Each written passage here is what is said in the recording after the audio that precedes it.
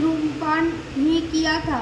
तब भी 64 वर्ष तक तुमने बेल के सूखे पत्ते का भोजन करके ही तप किया और माह के महीने में जल में रहकर तथा वैशाख माह में अग्नि में प्रवेश करके तप किया। श्रावण के महीने में बाहर खुले में निवास कर अन्न त्याग कर तप करती रही। तुम्हारे उस कष्ट को देखकर तुम्हारे पिता को बड़ी चिंता हुई। वे चिंतातुर होकर सोचने लगे कि मैं इस कन्या की किससे शादी करूं। इस अवसर पर देवलोक कथा से हो रही ब्रह्मा है। जी के पुत्र नारद कमला जी के द्वारा वहाँ आए। देव ऋषि नारद ने तुम शैलपुत्री को देखा। तुम्हारे पिता हिमालय ने देव ऋषि को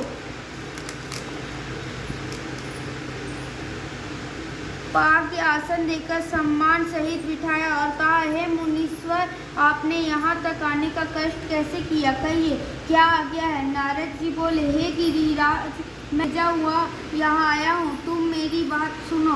आप अपने कमर को दान करें। ब्रह्मा, इंद्र, शिव आदि देवताओं में विष्णु भगवान के समान कोई भी उत्तम नहीं है, इसलिए मेरे मत से आप अपनी कन्या का दान भगवान विष्णु को ही दे। हिमालय बोले, यदि भगवान वासुदेव स्वयं ही कन्या को ग्रहण करना चाहते हैं और इस कार्य के लिए आपका आगमन हुआ है, तो यह मेरे लिए गौरव की बात है। मैं अवश्य उन्हें ही दूंगा।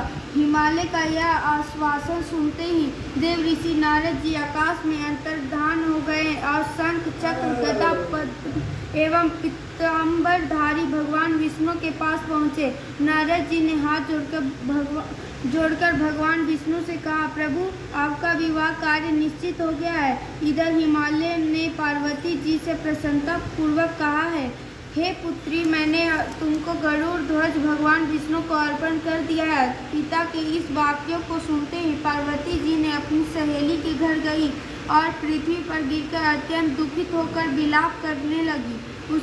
उनको विलाप करते हुए देखकर सखी बोली, हे देवी, तुम किस कारण से दुख पाती हो, मुझे बताओ, मैं अवश्य ही तुम्हारी इच्छा पूर्ण करूंगी। पार्वती बोली, हे सखी, सुन, मेरी जो मन की अभिलाषा है सुनाती हूँ।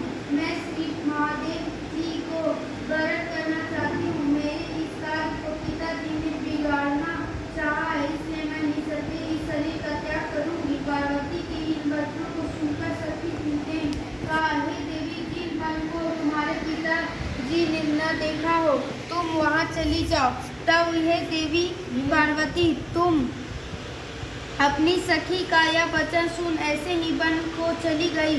पिता हिमालय ने तुमको घर पर न पाकर सोचा कि हाँ, मेरी पुत्री को कोई देव, दानव अथवा किन्नर हरण करके ले गया है। मैंने नारद जी को वचन दिया था कि मैं पुत्री का गरुड़ ध्वज भगवान के साथ बढ़ाए, अब यह कैसे पूरा होगा। ऐसा सोचकर वे तुर में मूर्छित हो गए। तब सब लोग हाहाकार करते हुए दौड़े और मूर्छ दूर होने पर गिरिराज से बोले कि हमें आप अपनी मूर्छा का कारण बताओ। हिमालय बोले, मेरे दुख का कारण मेरी रत्न रूपी कन्या को ले गया, या सर्प डस गया अथवा किसी सिंह या वाग्य ने मार डाला है। वह न जाने कहाँ चली गई है, क्या या उसे किसी राक्षस ने मार डाला है।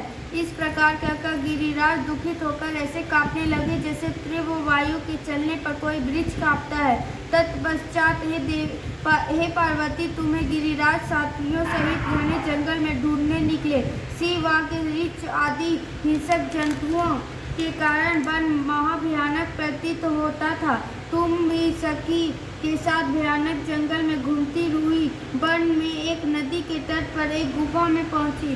उस गुफा में तुम अपनी सखी के साथ प्रवेश कर गई, जहां तुम अन्न जल का त्याग करके बालू का लिंग बनाकर मेरी आराधना करती रही। उस समय पर भाद्रपद मास की हस्त नक्षत्र युक्त तृतीया के दिन तुमने मेरा विधि विधान से पूजन किया तथा रात्रि को गीत गायन करते हुए जागरण किया। तुम्हारे उस महाव्रत के प्रभाव से मेरे आसन डोलने लगा। मैं उसी स्थान पर आ गया जहाँ तुम और तुम्हारी सखी दोनों थी। मैं आकर तुमसे कहा, हे वार्णन, मैं तुमसे प्रसन्न हूँ, तुम मुझसे वरदान मांग। तब तुमने कहा कि हे देव, यदि आप मुझसे प्रसन्न हैं तो आप महादेव जी ही मेरे पति हो। मैं तथास्तु ऐसा कहकर कैलाश पर्वत में चला गया और तुमने प्रभात होते ही मेरी उस बालू की प्रतिमा को नदी में विसर्जित कर दिया। हे सुबह, तुमने वहां अपनी सखी सहित व्रत का पारायण किया। इतने में तुम्हारे पिता हिमवान भी तुम्हें ढूंढते हुए घने वन में आ पहुँचे। उस समय उन्होंने नदी के तट पर 2 कन्याओं को देखा तो ये तुम्हारे पास आ गए और तुम्हें हृदय से लगाकर रोने लगे और बोले, बेटी, तुम इसी वायव्य युक्त घने जंगल में क्यों चली आई? तुमने कहा, हे पिता, मैंने पहले ही अपना शरीर शंकर जी को समर्पित कर दिया था, किंतु आपने इसके विपरीत कार्य किया, इसलिए मैं वन में चली आई। ऐसा सुनकर हिमवान ने तुमसे कहा कि मैं तुम्हारी इच्छा के विरुद्ध यह कार्य नहीं करूँगा। तब वे तुम्हें लेकर घर को आए और तुम्हारा विवाह मेरे साथ कर दिया।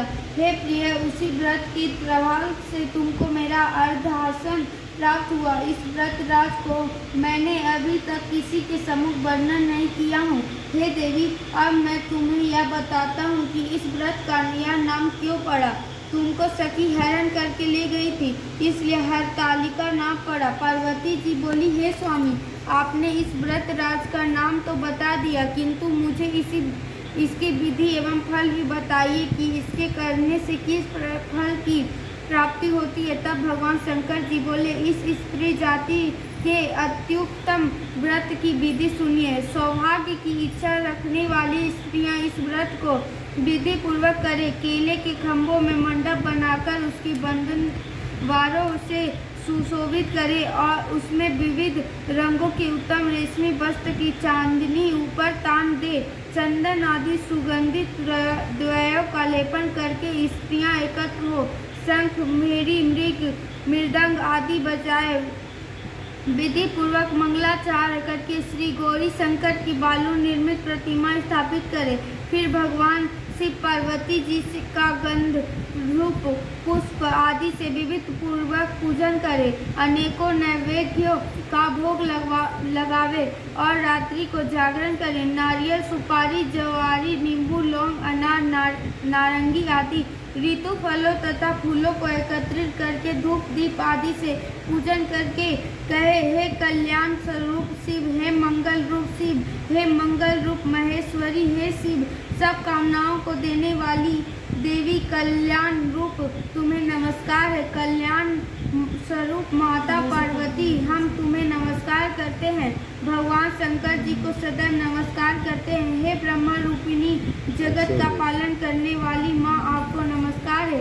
हे सिंह वाहिनी, मैं संसारिक भय से व्याकुल हूँ, तुम मेरी रक्षा करो। हे महेश्वरी, मैंने इस अभिलाषा से आपका पूजन किया है। हे पार्वती माता, आप मेरे ऊपर प्रसन्न होकर मुझे सुख और सौभाग्य प्रदान कीजिए। इस प्रकार के शब्दों द्वारा उमा सहित शंकर जी का पूजन करके विधि पूर्वक कथा सुनकर गौ, वस्त्र, आभूषण आदि ब्राह्मणों का नष्ट को दान करे। इस प्रकार से व्रत करने वाले के सब पाप नष्ट हो जाते हैं। प्रेम से बोलिए शंकर भगवान की जय। ओम इति व्रत कथा। प्रेम से बोलिए गौरी गणेश भगवान की जय। प्रेम से बोलिए गणेश भगवान की जय। चलिए, हरितालिका व्रत कथा समाप्त हो गया। अब आरती होगा। आप फिर अपना भगवान का भोग लग गया है।